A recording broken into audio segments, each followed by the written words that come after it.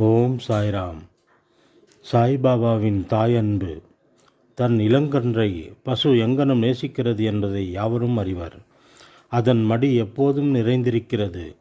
கன்று பால் வேண்டி மடியை முட்டும்போது தடையின்றி பால் பெருக்கெடுக்கின்றது. அங்கனமே தாயாரும் தக்க தருணத்தில் தன் குழந்தையின் பசியறிந்து முளையமுது தந்து ஊட்டுகிறாள். அதற்கு ஆடை அழுகுற அணிவிப்பதிலும் சிறப்புற சிங்காரிப்பதிலும் முக்கிய கவனம் செலுத்துகிறாள். குழந்தை எதை பற்றியும் அறிவதில்லை, கவலையுறுவதுமில்லை.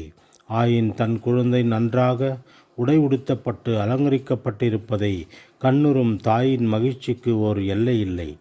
தாயன்பு விசித்திரமானது, அசாதாரணமானது, பற்றில்லாதது, இணையில்லாதது. தமது அடியவர்களிடம் சத்குருவும் இத்தகைய தாயன்பு காண்பிக்கிறார்கள். ரோஹிலாவின் கதை.